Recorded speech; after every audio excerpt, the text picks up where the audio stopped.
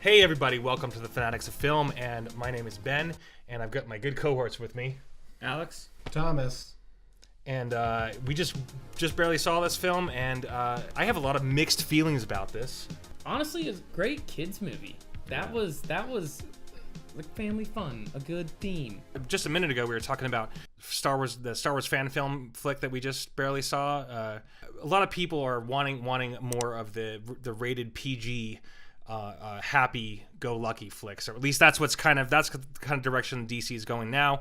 I'm glad to see DC actually trying to grab at something that might be potentially successful. I didn't love it. I didn't love the movie, but I enjoyed it. And it's definitely going to speak to kids. It seems like DC's kind of just trying to feel it out, like what it would be like to do less of a serious movie, more of a, appealing to kids, a different market. They just really haven't found their voice, it seems like, in making these films. Yeah. Marvel has. They've kind of gotten to a groove, right, where it seems like everyone they come out with is almost better than the last one, But yeah, I don't see that with DC. I've seen them just kind of, like, they had a lot of success with Wonder Woman and Aquaman too, right? Yeah. And I don't know if they realize what they did right about those films. I wonder, because it seems like they're still trying to figure out what they're doing and how they're going to have their niche as it compares to Marvel, Yeah. That movie, the whole time at the end, it's interesting to think how it's going to fit in. Because obviously it's in the same universe, right? I mean, spoiler alert, Superman at the end. Yeah, don't spoil. There were some actual really laugh out loud funny moments. Like Batman. In particular with using Batman in some moments. My actual most favorite part of this film was the very end of the animated part. The animated sequence that they have at the end, it's actually fantastic. They have, it's this animated moment where just Shazam steals the Batmobile and Batman has to go out anyway. It's a great moment. One of my favorite parts was when Billy has to find himself comfort within basically a small orphanage, and of all these people that are kind of mishmashed, whatever, trying to figure things out. But that was probably one of some of the best things. Seeing him try to figure out why he, was separated from his mother for so long, and then having to deal with those things.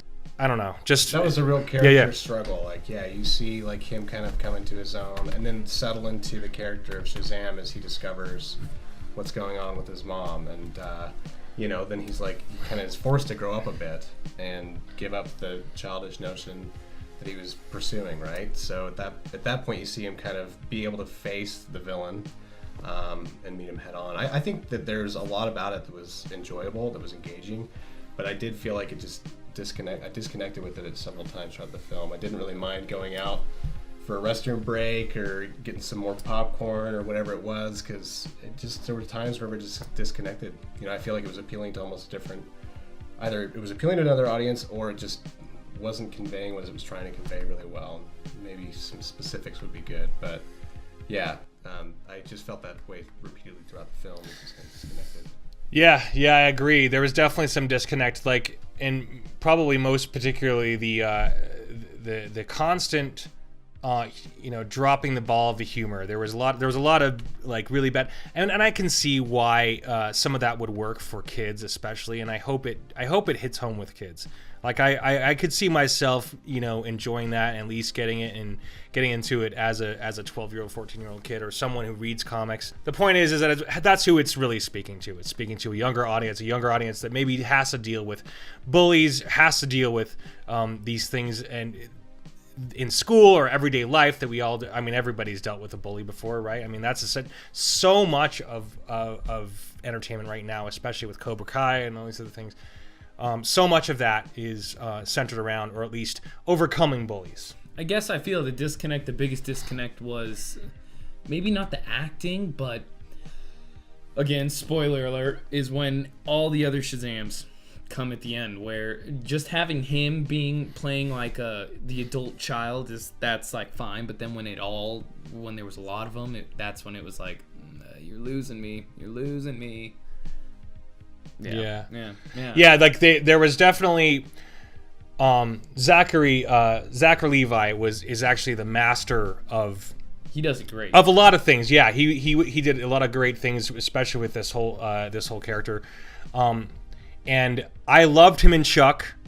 If you want to see him really shine, check out Chuck. It's a great series. It's like 6 or 7 seasons long, and Ivanka Strahovski is like, and she is actually she. It was right before she did Dexter. Right? I don't know. Did you see her in Dexter? No. Yeah. Okay. Yeah. So anyway, Sorry, I didn't know her name. Dexter's fellow hot serial killer girlfriend. She becomes that's what she becomes. Like, she's this knockout fellow serial killer girlfriend who's also extremely hot. Anyway, but if you really want to see Zach Levi shine, check out Chuck. That show is so great because the things he goes through are just unbelievable. I mean, he's just a dude who works at a Best Buy. I mean, and the things that he goes through, and he becomes a secret agent and all this stuff. So anyway, check out Chuck if you haven't seen it yet. But yeah, I mean, in general, I'd probably say my favorite parts of this film are and probably the most tragic are the parts where he has to realize, no spoilers, has to realize the truth about what he has to deal with his mom, and having to the truth that he has to swallow about that. That definitely was really great. My other favorite moment was when he jumps off we've all seen it in the trailer. It's actually one of the best parts of the film, was when he jumps off the building and says Shazam. It's like the one moment where you finally grab onto, okay, there's a reason, there's a real depth behind this silly word that he has to say. I mean, he's basically realizing that he can risk his life and be and grasp onto the superheroic powers that he's been given, that he's been reluctantly just trying to figure out the whole time. Anyway, I give this movie probably a 6.5 out of 10. And a lot of people out there, I know you're all gonna love it because it's like it's definitely hopeful. I think that's why this movie is loved by so many people right now. Yeah, it's very bright. Like, they're trying to make it more of a positive. Like, it's reaching out to the kids. And I think it'd be really neat to see him progress throughout, like, the other characters. I guess be able to see him interact directly with Batman. I'm Batman. Get him, Batman! I'm Batman. Get him, Batman! That would be awesome. I'm sure that's probably what's coming, right? And it'll be neat to see, how the child perceives his own hero. Like, oh my gosh, this is actually Batman. I'm Shazam, but this is Batman, right? That'll be cool to see, like, that as that unfolds.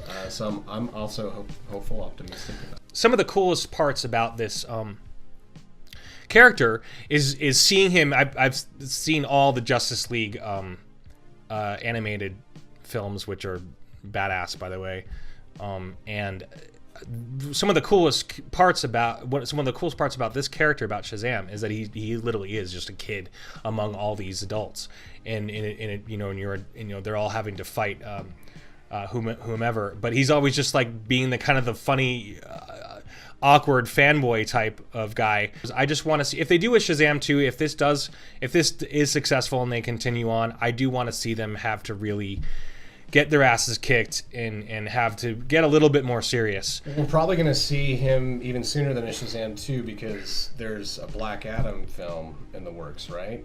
Which is his main villain. And it's and they want The Rock. The Rock, apparently. And they want to give it its own film.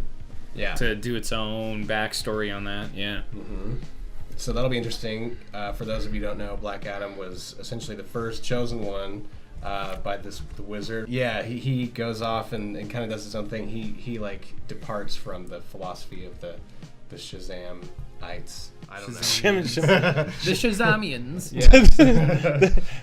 It's the Shanemnites. So he kind of becomes a force unto himself and then ends up making it back to Earth and, kind of is an anti-hero is what I hear. He's kind of back and forth. Yeah. How they're going to be presenting him. Yeah.